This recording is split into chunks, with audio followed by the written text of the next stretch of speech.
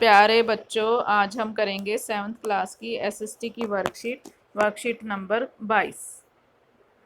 मुगल साम्राज्य के बारे में इस वर्कशीट में बताया गया है कि प्रथम मुगल शासक बाबर 1526 से लेकर 1530 तक रहा था। उसने 1494 में फरगाना राज्य का उत्तराधिकार प्राप्त किया तो उसकी उम्र केवल 12 वर्ष की थी। तो मंगोलों की जो दूसरी शाखा उजा बेगों के आक्रमण के कारण उसे अपनी पैतृक गद्दी छोड़नी पड़ी। तो कई सालों तक भटकने के बाद उसे 1504 में काबुल पर कब्जा कर लिया।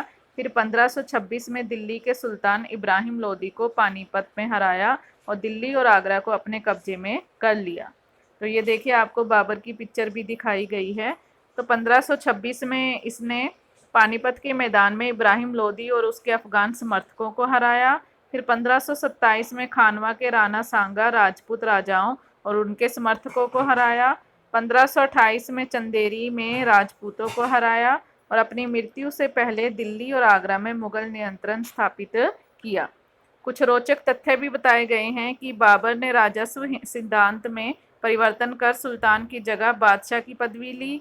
बाबर ने भारत में सर्वप्रथम तोपों का इस्तेमाल किया।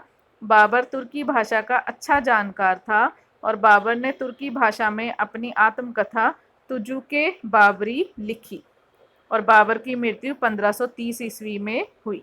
तो इसी से संबंधित नीचे 3 प्रश्न दिए गए हैं जिनके उत्तर आप लोगों ने अपनी नोटबुक में लिखने हैं। प्रथम मुगल शासक कौन था? प्रथम मुगल शासक बाबर था। बाबर की आत्मकथा का नाम बताइए। तो बाबर की आत्मकथा का नाम है तुजुके बाबरी। किसी एक सुल्तान शासक का नाम बताइए। तो आप लिख सकते हैं इब्राहिम लोदी।